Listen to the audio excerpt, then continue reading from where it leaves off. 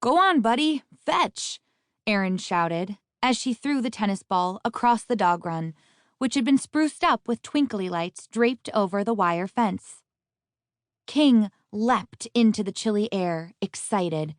It's happening again, he yelped, running after the ball for the 15th time that chilly afternoon. She threw it again!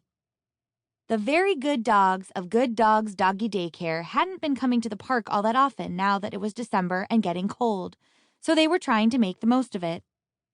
Hugo shook his head as he sat in the shade and watched his friend.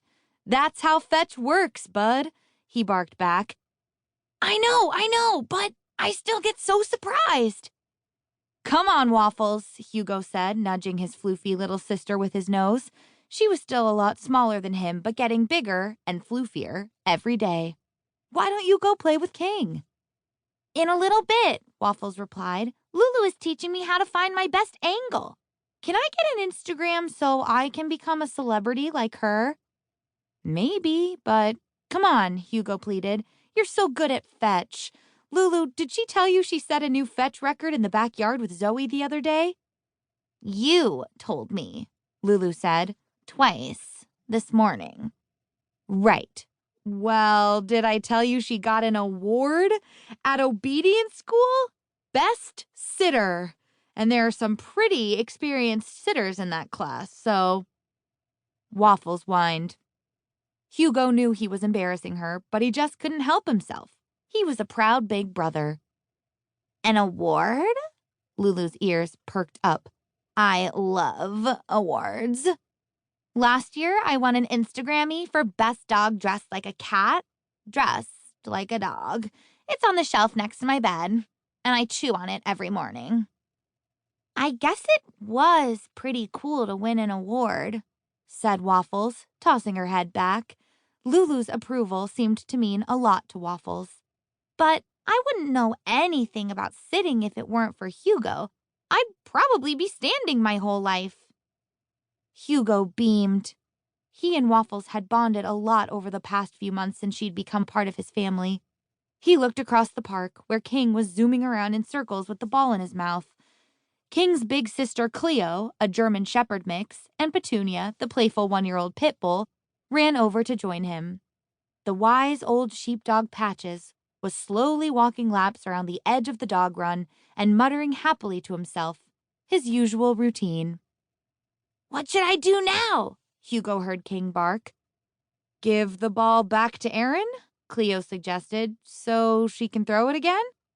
Oh, yeah, of course, King said, and he ran over and dropped the ball at Erin's feet. Fetch, Erin, fetch! You don't have to say it to her, Cleo explained. Hugo laughed. Should we join them? He asked Lulu and Waffles. I think I'm good, Lulu said. We're about to start filming my new reality series, Hot Dog, and my hair finally grew back to normal, so I really can't afford to take a ball to my moneymaker right now. Hugo gave her a puzzled look. Sorry, moneymaker is what we dogs in the biz call a face, Lulu explained. And biz is what we in the biz call the bizarre job of entertainment, I think. Hugo and Waffles both nodded. Lulu had been talking about her new show nonstop. It wasn't going to be on the big rectangle in the living room, she had explained, but it was going to be on a pet-themed streaming app called Waggo. Hugo couldn't keep track of the rapidly changing media landscape, but it mostly didn't matter because he was a dog. And it was true, Hugo noticed. Lulu did look a lot more like Lulu than she had with the strange haircut she had had the previous month. I can't believe you're going to be a movie star, said Waffles, staring at Lulu in awe. Well, not yet, Lulu said with a sigh.